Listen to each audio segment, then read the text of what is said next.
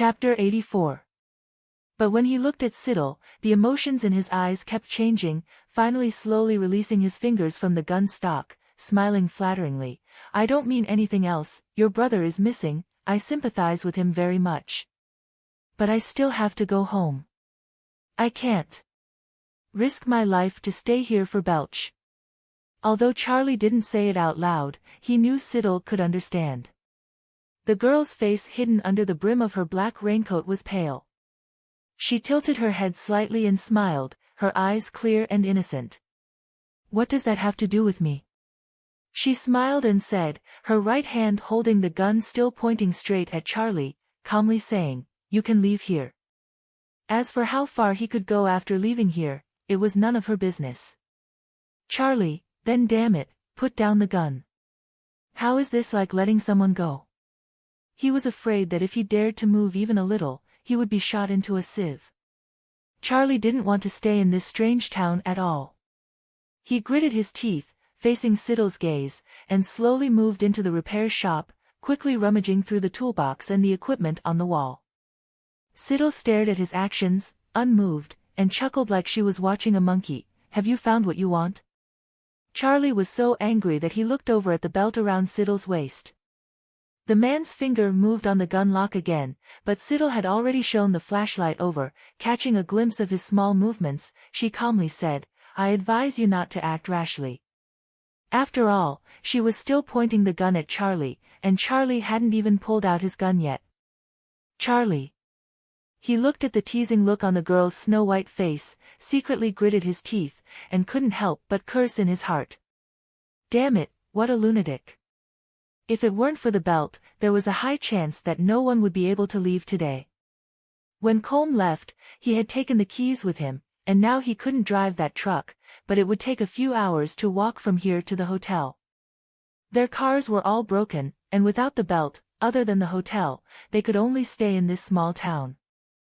Thinking of the creepy wax statues in town, Colm's sudden disappearance, and the mysterious man who had just appeared and kidnapped Belch, Charlie knew that this was definitely not a place to stay for long. If he had known, there was only one belt in the repair shop, he would never have let that man kidnap Belch just to harm Siddle. At this moment, Charlie could only force out a smile with the intention of easing the tense atmosphere. He smiled and said, I'll go find Belch right now. After we find him, we can leave here, okay? Siddle adjusted her expression, not saying much. She raised her chin slightly, and nodded towards the residential area. You go find someone on that side, I'll go on the other side. The direction Siddle intended to go to was the scenic spots in town, including the gas station, the church, and the giant wax museum in the center of town. Charlie was stunned. Aren't we going together? Wouldn't it be more dangerous if we split up? If they split up, how would he find an opportunity to secretly attack Siddle? If neither of them had weapons in their hands, Charlie wouldn't dare to act rashly. But now, he still had a shotgun, so he was thinking of sneaking around to deal with Siddle. Charlie was well aware of Siddle's fighting strength, he actually didn't want to confront her. But because of that, he had to get rid of this annoying girl. The idea of killing someone arose in his mind, but his eyes did not reveal anything. He looked at Siddle with a sincere expression. Because Siddle was too familiar with this trick, she could tell at a glance that he was disguising himself, and had no intention of exposing him, calmly saying, You have no right to negotiate terms with me now. The gun and the belt were both in her hands. In other words, Charlie's only bargaining chip was to rescue Belch alive before Siddle. Belch was the card that could be used to deal with Siddle. Charlie did not dare to openly turn against Siddle. He quickly calculated in his mind. After understanding clearly, he decided to go find the person first. If he could find him. Charlie did not say much more, only said, I will rescue Belch as soon as possible. After speaking, Charlie held the shotgun and walked quickly towards the residential area. His figure quickly disappeared into the rain. Siddle kept pointing the gun at him until the man's figure completely blended into the houses in the residential area. Then she slowly lowered the gun, coldly looking around. There was no trace of people. There was nothing in the dark forest. This forest was only sparsely planted with a few trees. In the dark, it was possible to temporarily not detect what was hiding inside, but to say that there was no time to react was also impossible. Charlie was definitely hiding something. Siddle knew Charlie had a secret, but right now there was no one to use, so letting Charlie help find someone was only a temporary measure, fighting fire with fire. She couldn't quickly check the entire town by herself.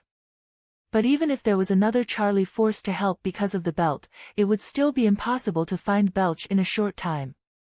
There were two things now. First, rescue Belch, who was kidnapped by a strange man who might be a murderer. Second, while rescuing people, search the town for a suitable belt. Finally, she had to guard against Charlie finding a suitable belt in the residential area first, then directly betraying her, causing her to be attacked from both sides. Siddle quickly checked the gas station, nothing happened, but when she turned around to leave, she suddenly felt darkness before her eyes, and her steps faltered.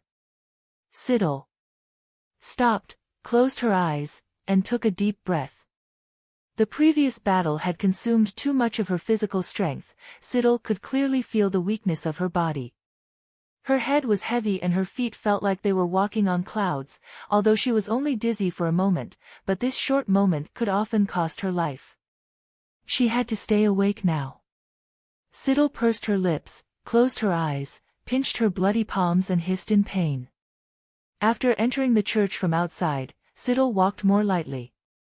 The church's prayer hall was packed with people, including an old woman with clasped hands, a skinny uncle, a woman with a sad face, a smiling girl. Even the priest in a black robe on the podium was praying for the deceased. They were wax statues but extremely lifelike, just like real people. It seemed like a skillful hand had secretly bestowed souls on them. Siddle walked through the small church and didn't see anything unusual. Mainly because she had been used to strange things since she was young. When she saw these strange human wax statues that gave people ominous thoughts, not only did they not make her feel scared, on the contrary, she felt that they were quite friendly. At least, it was better than those scheming people outside. She walked around the church but couldn't find any clues, so she couldn't help but worry about Belch. She was afraid that by the time she found him, Belch would be a motionless statue. Siddle imagined that scene and sighed silently in her heart. Now that she couldn't find him, I'm afraid, she could only see if Belch could be a little smarter and hold out until she found him. Siddle carried her raincoat and walked around among the wax statues of people, but found nothing, so she approached the black-robed priest on the podium and touched the high sandalwood table next to it. She raised her pale white fingers, clean, without a speck of dust. Obviously someone came here often. Siddle bent down, groped around in the dark, and successfully discovered a mark carved on one leg of the wax table. Trudy Sinclair. According to Colm, she was a famous wax sculptor who had lived in the town for more than 10 years, but she did not expect that this wax table was also made by her. She tried to turn the corner of the table. After a slight click, the table leg moved to the side, revealing a black hole facing down. Charlie held the pistol and walked into the residential area for a while, feeling a little worried. There were so many houses, how could he know which house Belch was taken to? However, the man quickly thought of a way. He decided to go to the first house where he saw the old lady constantly pulling the curtains. After all, that villa still had the lights on, it seemed like there was electricity, maybe he could find a clue. Charlie took a deep breath, and finally found the house. The old lady was still on the second floor, pulling the curtains and then closing them. Continuing this cycle, it seemed like it would stay in that corner forever. Charlie was downstairs, so close that he couldn't help but observe for a while. The lifelike old lady had a cold expression, her eyes were stiff as if she was looking at a dead person, looking very gloomy. For some reason, after Charlie glanced at the wax figure a few more times, a strong sense of unease suddenly arose in his heart. This wax figure. Why did it seem more and more strange the more he looked at it? It always felt extremely unusual, as if he had missed something. Was this wax figure really moving by machine and not moving on its own? Charlie was frightened by his own sudden thought. He laughed and shook his head, unlocking the door while absent-mindedly recalling the past. Perhaps he was infected by the strange atmosphere of this small town, remembering that year. Click. The door lock was not difficult to open. It seemed that because no one had lived there for a long time, Charlie could easily open it. He looked around carefully, seeing that no one was in the house. He boldly raised his gun and walked in. The old lady was on the second floor, so Charlie also raised his gun to the second floor. In a series of rooms he found a place where the dim light was coming from. He tried to open it, and sure enough, he could still easily open the door. The room was filled with warm light. The back of the old lady appeared in the corner of the window, motionless. It wasn't the old lady opening and closing the curtains, but a mechanical bracket next to it was clamping the curtains, swinging left and right, closing and opening again. This made passers-by misunderstand that the old lady was moving.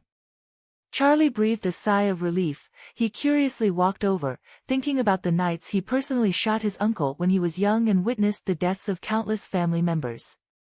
He didn't expect that he had seen so many people die before, but now he was almost fooled by a small wax statue. He relaxed and walked over, looking at the cue stand with some curiosity, not paying much attention to it but instead looking towards the wax statue of the old lady. However, after standing next to the old lady, not even 2 or 3 seconds later, Charlie suddenly realized something. Cold sweat broke out on his forehead, his eyes revealed a look of horror. He could barely stand, and took 2 steps back in horror. This wax statue turned out to be. Charlie finally understood why he always felt something was wrong here. He had seen many dead people with his own eyes, so as soon as he saw this old lady clearly, he realized. This was not a wax statue but a corpse carefully wrapped in wax. It was because he was so familiar with the appearance of the corpse that he had a strange feeling of abnormality in his heart. He felt that the old lady did not look like a wax statue at all. Because her face had the characteristics of a corpse. Looking closely, Charlie quickly realized it. He was extremely terrified in his heart, although he had confirmed it, but in order to ensure his thoughts, he still suppressed his disgust, grabbed the old woman's arm. The greasy feeling made Charlie feel nauseous, but he frowned and endured it, breaking the old woman's arm without using too much force. Crack.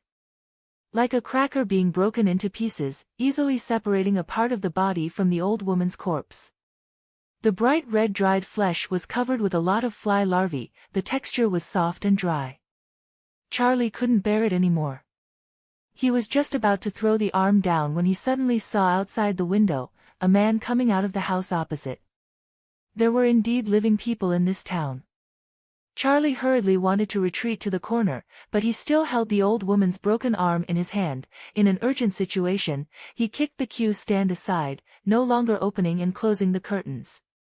The strong man coming out from the house across the street raised his head and made eye contact with Charlie, who was exposed in the dimly lit room.